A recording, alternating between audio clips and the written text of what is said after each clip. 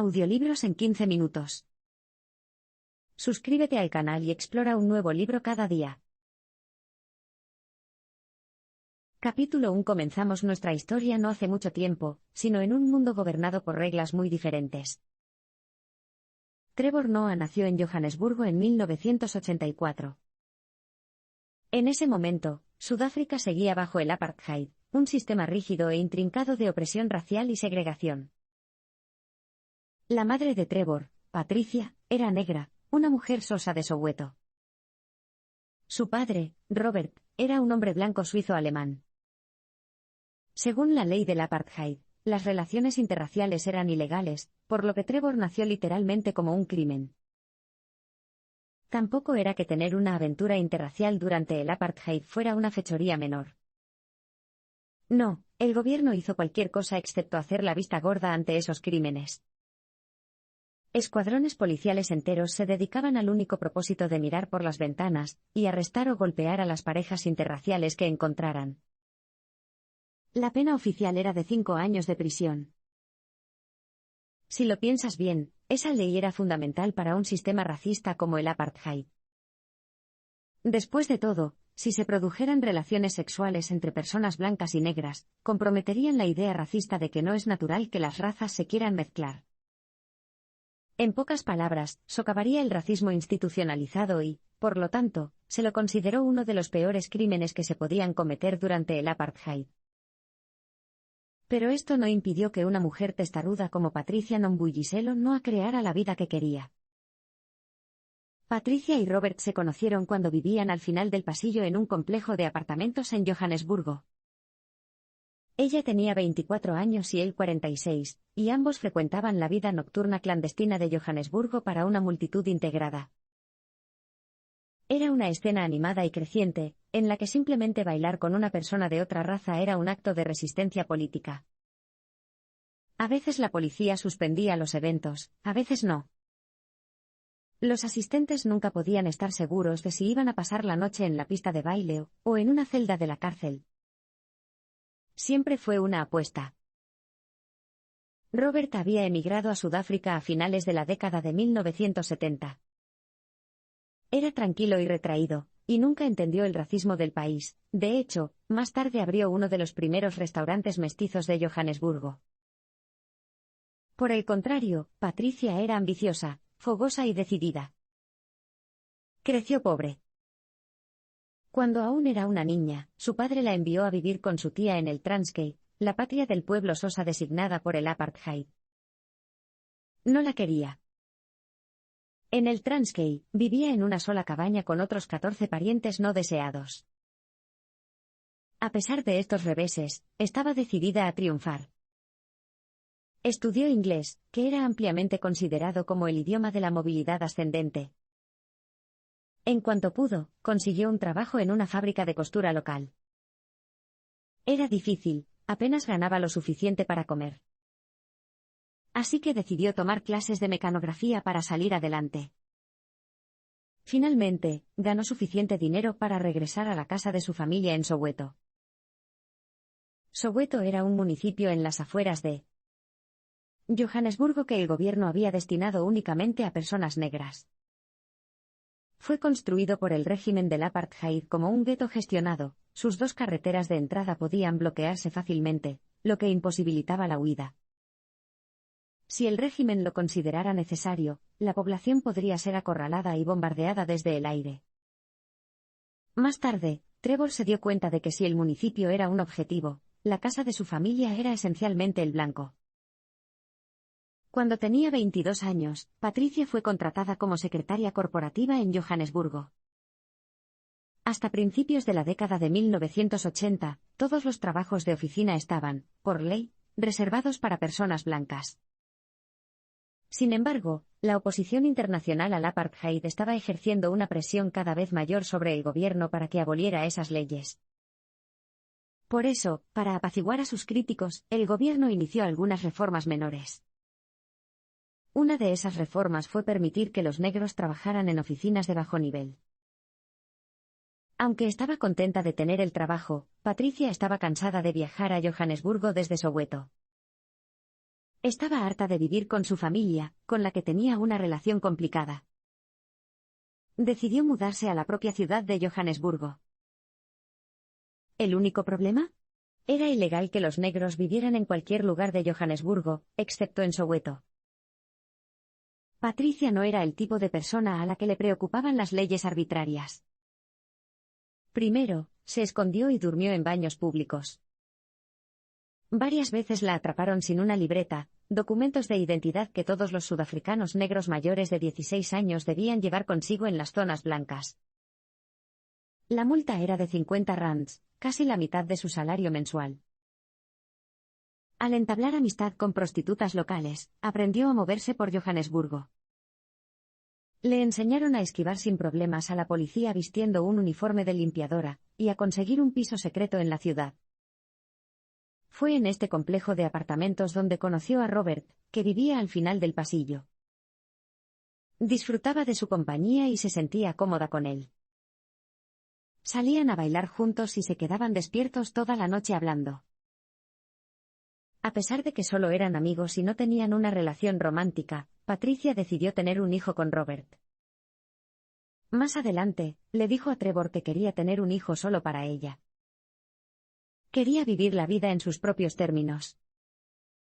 La niña sería alguien a quien amar y alguien que, a cambio, la amaría incondicionalmente, sin el bagaje de un esposo. Capítulo 2. Lo notable de la elección de Patricia de tener un hijo con un hombre blanco es que no podía haber sabido, nadie podía haberlo hecho, que el apartheid terminaría solo unos años después. No solo era arriesgado para ella tener una aventura interracial con un hombre blanco, también era arriesgado que la vieran con su propio hijo. La piel más clara de Trevor hacía que la gente creyera que era de una raza diferente. Y eso simplemente plantearía demasiadas preguntas. Cuando caminaba por las calles de Johannesburgo con su hijo pequeño, Patricia solía pedirle a un vecino de piel más clara que la acompañara. Fingirían que la vecina era la madre de Trevor. Incluso ahora, cuando Trevor no mira álbumes de fotos antiguos, le divierte ver muchas fotografías de él mismo cuando era un niño pequeño con su vecino. Su madre va detrás, pareciendo fotobombardear cada imagen. En Johannesburgo, había una población importante de personas de color, la clasificación oficial para las personas de herencia mixta. Debido a la apariencia de Trevor, muchas personas asumieron que estaba registrado como de color en el gobierno del apartheid, por lo tanto, esperaban que solo interactuara con otras personas de color. Ser de color durante el apartheid era una categoría racial oficial y conllevaba sus propios problemas de identidad. Después de todo, ¿a dónde pertenecías? Sin embargo, Trevor nunca tuvo ninguna duda. Era negro. Hablaba varios idiomas sudafricanos negros y había crecido con su madre Sosa y familiares. En la escuela, había sido amigo principalmente de niños negros, y en un momento dado pidió que lo trasladaran de un grupo de clase predominantemente blanco a uno negro. En Soweto, Trevor sin duda destacó. La población de Soweto, de casi 1 millón de personas, era negra en un 99,9%. En ese momento, no había vecinos de piel más clara que pudieran acompañarlo por la calle.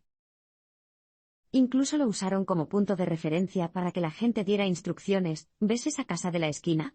Vive allí un chico de piel clara. Gira a la derecha. Al crecer, Trevor también conoció a su padre, pero el contacto con Robert tenía que ser aún más discreto y mínimo. Solo podían pasar tiempo juntos en el interior, con las cortinas cerradas. Si salían de la casa, Robert tendría que cruzar la calle.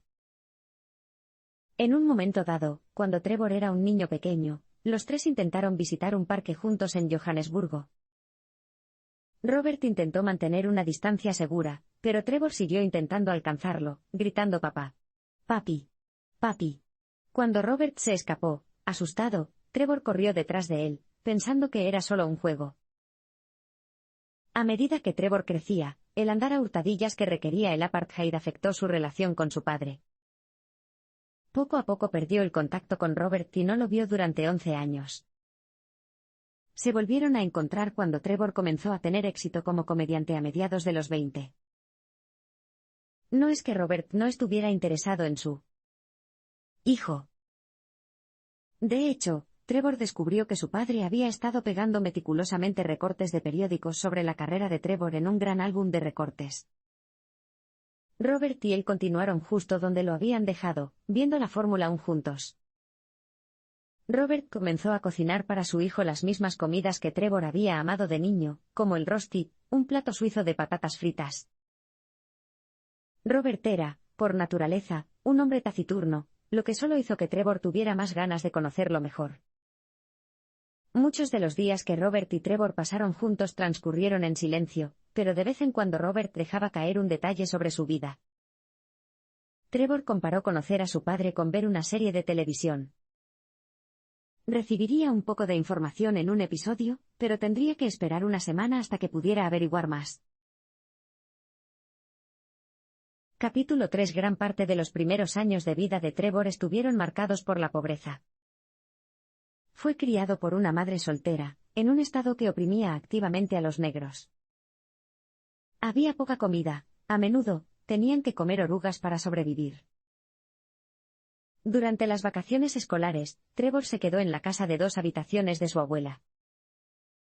Allí durmió en el suelo junto con su madre, su abuela, su bisabuela, su tía, su tío y sus primos. No había tuberías interiores. Sin embargo, la madre de Trevor estaba tan decidida como siempre. No quería que pagara lo que ella llamaba el impuesto negro.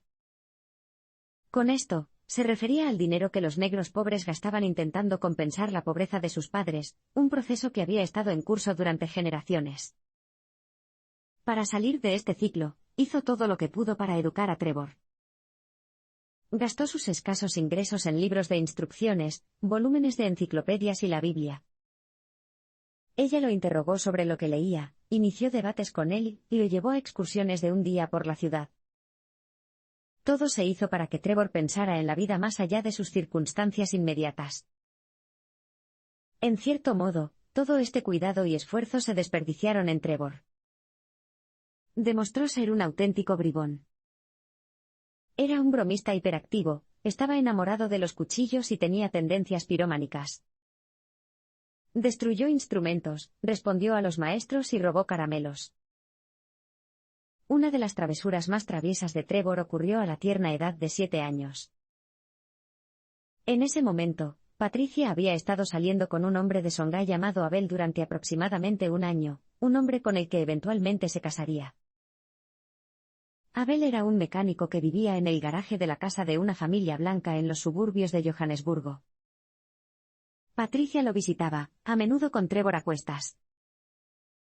Un día, Trevor estaba jugando con un niño del vecindario, y le estaba enseñando cómo usar una lupa para grabar su nombre en un trozo de madera contrachapada. Estaban sentados en un cobertizo de madera, lleno de pintura, sobre un colchón relleno de paja. Los 2 niños no vieron la naturaleza inflamable de su entorno. En un momento dado, los niños tuvieron hambre y se fueron a tomar un refrigerio. Cuando regresaron, se dieron cuenta de que la puerta del cobertizo se había cerrado por dentro. Trevor vio que salía humo por las grietas del marco de la ventana. Corrieron en busca de ayuda, pero para entonces todo el cobertizo estaba en llamas. El fuego se trasladó rápidamente al techo y luego a la casa principal. Cuando llegaron los bomberos, ya era demasiado tarde. El cobertizo y toda la casa quedaron reducidos a cenizas. El otro chico delató a Trevor, y le dijo a la familia que Trevor había traído los fósforos. Pero Trevor, por una vez, no fue castigado por sus travesuras. ¿Cómo ibas a castigar a un niño de 7 años por provocar un incendio? ¿Demandarlo por incendio provocado? Incluso Patricia estaba demasiado sorprendida como para darle una paliza a Trevor. El único edificio de la propiedad que quedó ileso fue el apartamento con garaje de Abel. Incluso entonces, Trevor tenía un agudo sentido de la ironía y lo encontraba profundamente gracioso. A nadie más le hizo gracia. La familia blanca echó a Abel. Abel, que acababa de quedarse sin hogar, estaba furioso. Tu hijo me ha quemado la vida. Le gritó a Patricia y se desató una gran pelea. A partir de entonces, Abel vivió con ellos dos. Trevor había consolidado su reputación como el mejor hacedor de travesuras del vecindario. La gente empezó a llamarlo Trevor el Terror. Capítulo 4. En 1990, Nelson Mandela fue puesto en libertad de su condena a cadena perpetua. Trevor recuerda haberlo visto por televisión, todos estaban contentos, pero él no entendía por qué. Un año después, justo cuando Trevor incendió la casa, el apartheid llegó oficialmente a su fin. Sin embargo, este triunfo no hizo más que señalar el comienzo de una gama completamente nueva de problemas. La Sudáfrica posterior al apartheid era un territorio difícil de recorrer, especialmente para los negros. El triunfo de la democracia sobre el racismo institucionalizado se denomina a menudo la revolución sin derramamiento de sangre. Y es cierto, murieron pocos blancos. Pero este nombre oculta el hecho de que muchos miles de negros fueron asesinados. El enfoque del apartheid de separar a las personas en silos arbitrarios, identificados y definidos según criterios étnicos, con acceso desigual y limitado a los recursos, creó inevitablemente tensiones.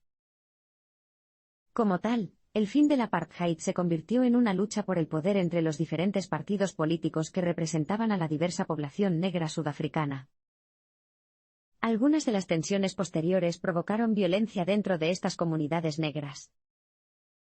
Esto, así como las expectativas incumplidas que traería consigo la libertad, agravaron estos problemas. El vecindario donde vivían Patricia y Trevor en ese momento, Eden Park, era un foco de gran parte de esta violencia. Aproximadamente una vez al mes, los dos conducían juntos a casa para encontrar su vecindario en llamas. Trevor recuerda que se sintió como si estuviera dentro de un horno mientras atravesaban su auto entre las llamas. Durante esos tiempos inestables, Patricia se mantuvo firme y firme. Un domingo, cuando Trevor tenía 9 años, él, su madre y su hermanastro recién nacido Andrew se vieron obligados a tomar minibuses públicos para ir a la iglesia. Su accidente de coche simplemente no arrancaba. En ese momento, los autobuses, que no estaban regulados, eran extremadamente peligrosos, los conductores y los operadores libraban guerras territoriales por las rutas. Había caído la noche. Ya casi estaban en casa, pero luego el conductor y Patricia discutieron. El conductor había empezado a sermonearla por subirse a un coche con un hombre que no era su marido. Patricia, que no tolera las lecciones de un extraño, le dijo que se ocupara de sus propios asuntos. Luego le dijo algo en sosa a Trevor. Esto enfureció al conductor zulú. El conductor la insultó, la amenazó con darle una lección y comenzó a acelerar, asegurándose de que no tuviera ninguna posibilidad de bajarse del autobús. Patricia le devolvió el grito, insultándolo y moviéndolo con el dedo desde el asiento trasero. El hombre podría haber cometido fácilmente un acto de violencia contra los tres. Tales actos distaban mucho de ser infrecuentes en esa época. Pero Patricia sabía lo que se pedía y no se asustó. Cuando disminuyeron la velocidad en una intersección, ella abrió las puertas por la fuerza, empujó a Trevor hacia afuera y saltó tras él con Andrew en sus brazos, protegiéndolo mientras caían. Desde allí, corrieron lo más rápido que pudieron hasta que llegaron a casa sanos y salvos. Hoy en día, cuando Trevor ve a alguien saltar de un coche en una película, simplemente darse la vuelta y quitarse el polvo, le divierte la imprecisión de esas escenas. Caerse de un coche en movimiento es mucho más doloroso que eso. Capítulo 5. Trevor también se abrió camino en la Sudáfrica posterior al apartheid aprovechando su habilidad con los idiomas. En ese momento, había 11 idiomas oficiales en el país. Trevor se dedicó a aprender varios, lo que le ayudó más de una vez. En una ocasión, escuchó a una banda de chicos zulúes que se acercaban discutiendo su plan de asaltarlo. Antes de que lo atraparan, habló en zulú y sugirió que atacaran a otra persona. Sorprendidos de que hablara zulú, lo dejaron solo. Ser políglota también lo ayudó durante los dolores de la pubertad. La adolescencia es incómoda para cualquiera, pero no ayudó que Trevor fuera propenso al acné ni que el empobrecido estado de su familia significara que nunca tuvo la ropa adecuada. Pero Trevor tenía las habilidades lingüísticas, no tenía que limitarse a un grupo social, y pronto se hizo experto en moverse entre ellos. También hizo amigos al establecerse como el chico de la tienda de ropa en su escuela secundaria. Siempre había una cola enorme en el Tuck Shop, que es una pequeña tienda de aperitivos, para comprar caramelos después del montaje. Así que Trevor creó un negocio, recibía pedidos durante el montaje y entregaba la mercancía por encargo. Sus clientes procedían de todo tipo de entornos y, en poco tiempo, aprendió a operar entre los niños ricos, los nerds y los deportistas. El dinero que ganó con este esfuerzo, aunque mínimo, le permitió probar por primera vez la independencia financiera. A través de estos tratos, también comenzó a perfeccionar sus habilidades cómicas. Mientras saltaba de un grupo a otro, descubrió que siempre era bienvenido siempre que contara algunas bromas. Fue el comienzo de su carrera. La perspicacia empresarial de Trevor se extendió a algo más que ser el tío de la tienda de ropa. A los 16 años, vendía CD piratas llenos de canciones que había descargado de internet en su casa. Había tenido suerte, no había forma de que pudiera pagar una grabadora de CD, pero un amigo de la escuela más adinerado le había regalado una. En poco tiempo, pasó de piratear CD a grabar sus propias mezclas e incluso a pinchar en fiestas. Con su enorme biblioteca de canciones descargadas, podía tocar durante mucho más tiempo que los DJs que solo usaban vinilo, y se hizo cada vez más popular. Pronto, recibió reservas de toda la ciudad. Incluso tenía su propio equipo de baile que actuaba mientras pinchaba. Los trabajos de DJ eran buenos para Trevor. Contrariamente a la retórica dominante, fue difícil para los negros encontrar empleo en la Sudáfrica posterior al apartheid. Técnicamente, ahora que se habían revocado las leyes del apartheid, había igualdad de oportunidades laborales para todos. Sin embargo, el racismo sistémico impidió que muchas personas negras consiguieran un trabajo, sin importar lo bien educadas y calificadas que estuvieran. Con o sin ley, era poco probable que el propietario de una tienda racista de Afrikaner empleara a una persona que no fuera blanca. Por lo tanto, el crimen era una opción tentadora, no importaba el color de tu piel, solo tenías que esforzarte mucho. Trevor también llegó a la delincuencia. Sus amigos y él usaron el dinero que ganaba vendiendo CDs y pinchando para financiar un negocio de crédito y préstamo. Sin embargo, no duró mucho. Un oficial de policía disparó contra el ordenador de Trevor mientras cerraba una fiesta, y el disco duro quedó destruido.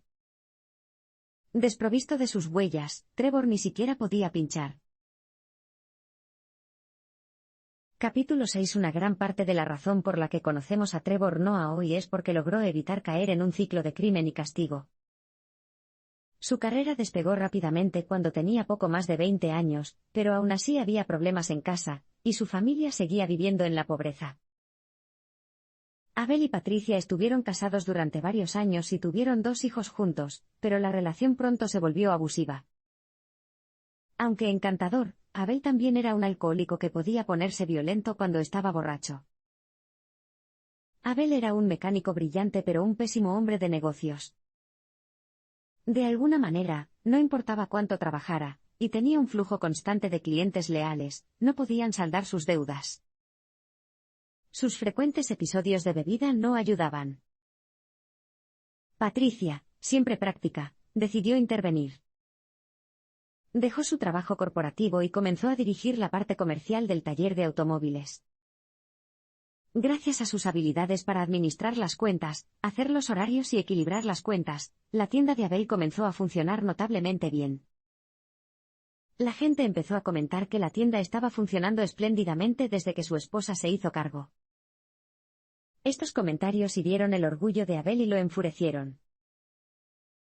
Una noche, cuando Andrew, el hermanastro de Trevor, aún era un bebé, Abel se emborrachó y golpeó a Patricia. Acudió directamente a la policía para presentar cargos, pero, increíblemente, los agentes de policía se negaron a hacer nada.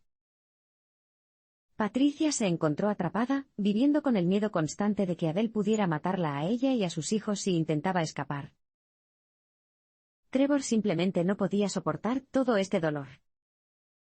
Era demasiado ver el abuso que sufría su madre. ¿Por qué simplemente no se fue? Todavía no entendía cómo funcionan las relaciones entre adultos, y cómo la violencia doméstica puede mantener a sus víctimas atrapadas en una situación peligrosa. Poco a poco, Trevor se distanció de su madre. Se mudó una vez que terminó la escuela y se dejó llevar. Su carrera despegó rápidamente y comenzó a recibir mayores y mejores reservas de comedia, incluso en televisión. Patricia finalmente se liberó de Abel. Incluso se volvió a casar. Pero Abel no había acabado con ella. Un domingo, después de ir a la iglesia, Abel se enfrentó a Patricia y a su nueva familia. Le dijo que le había arruinado la vida. Luego le disparó 2 veces. Cuando Trevor se enteró, estaba increíblemente consternado. Se apresuró al hospital, donde las enfermeras se negaron a tratar a Patricia porque no tenía seguro médico. Trevor dijo que lo pagaría, pero las enfermeras se mostraron escépticas. Era una suma muy alta. Afortunadamente, Trevor ganaba mucho dinero como comediante para entonces, y ninguna cantidad de dinero era demasiado para salvar la vida de su querida madre. Increíblemente, Patricia sobrevivió. Volvió a trabajar al cabo de una semana. Y lo que es aún más increíble, Abel no fue enviado a prisión. Oficialmente, no tenía condenas previas, por lo que solo recibió 3 años de libertad condicional por el ataque, una injusticia que demuestra que aún queda mucho por hacer para que Sudáfrica sea una sociedad justa. Hoy en día, Trevor vive en la ciudad de Nueva York y Patricia en Sudáfrica, pero su influencia en él es evidente en todo lo que hace.